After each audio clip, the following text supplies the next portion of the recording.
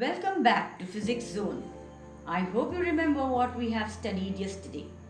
We learnt muscular force and frictional force. Let's move further. Please watch the video with full attention and interest. Imagine that a book is placed on a table and it does not fall down because it is supported by the table. We know that contact objects exert force to each other because of their weights. Owing to this reason, the book exerts a force to table because of its weight, and table also exerts force to the book. In general, a direction which is perpendicular to the plane of a surface is said to be normal. The attractive force between any two massive objects is called gravitational force. We can observe two forces here. The force that a solid surface exerts on any object in the normal direction is called the normal force. In the above example, the downward gravitational force is being balanced by the upward normal force. Since these two forces are of equal magnitude and acting in opposite direction, the sum of these forces, that is called as net force, acting on the book is zero, and the book is said to be in equilibrium.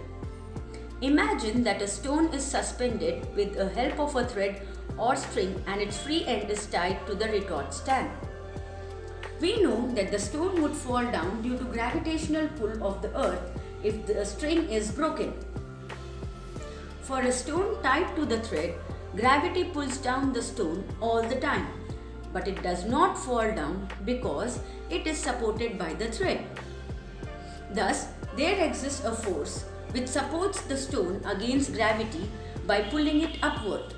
It is called tension, which always pulls the bodies along the string.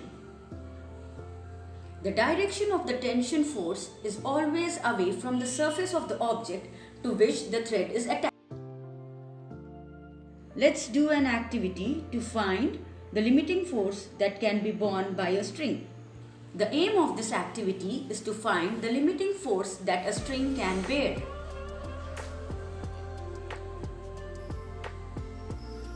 The materials used in this lab activity are spring balance, weights, light strings, weight hanger. Arrange the system as shown on the screen. Put some small weights like 50 gram on the weight hanger. Observe the readings of the spring balance and note down. Now add some more weights to the hanger. Once again, note the readings of the spring balance. Repeat the same process till the string is broken. Note the reading of the balance when the string is broken.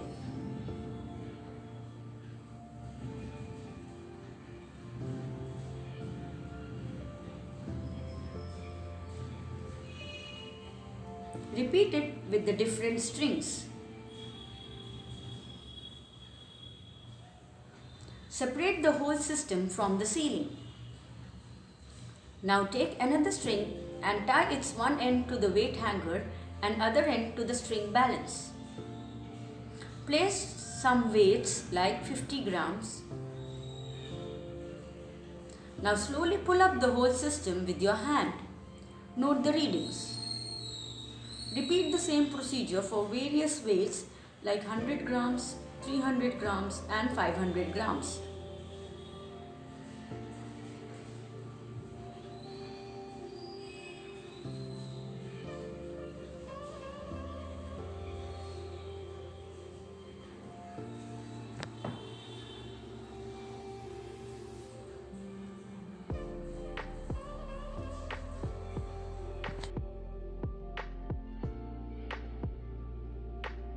In this activity, we observe that the force required to move the weight hanger over the surface increases with the increase in the mass of the weight hanger.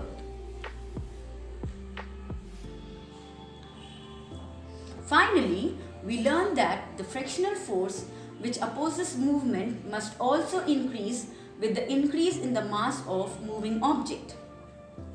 The limiting force that a string can bear is the maximum load that we can hang from it without breaking it.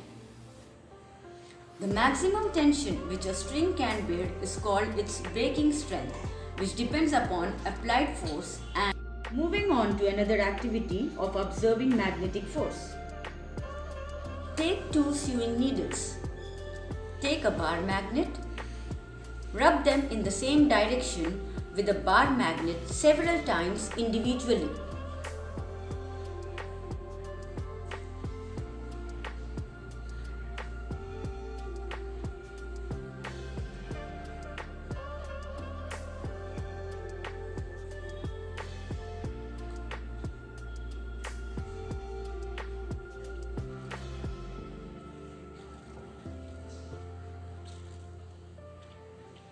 Now the needles act like a magnet.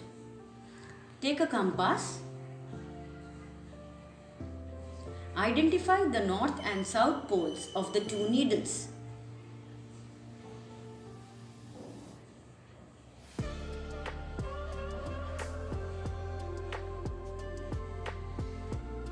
Take a white color foam ball and pin it to the north pole of the needles. Take a red color foam ball and pin it to the south pole of the needles.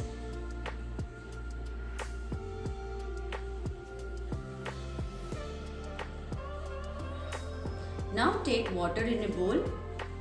Drop the needles in a bowl of water side by side so that their like ends with red or white balls face each other. Observe the changes. Now take them out. Once again, place the needles in such a way that unlike ends, one white ball and one red ball of each needle faces each other. Observe the changes. In this activity, we observe that the red end of one needle and white end of another needle attract each other, and that the ends with same color repel. Finally, we learn that the like poles repel or push each other, and unlike poles attract or pull each other. This action of pull or push results due to a magnetic force. A magnet can attract or repel another magnet without contact with that magnet.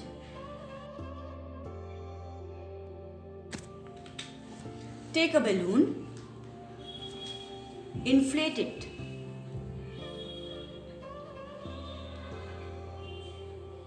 Now tie up the open end with the help of a thread. Take a white paper, cut it into small pieces. Place the small paper pieces on the table. Take a balloon and rub it with another paper. Now bring the balloon near the pieces of paper. Observe the changes. In this activity, we observe that there is an attraction between the balloon and the paper bits even though the balloon is some distance away.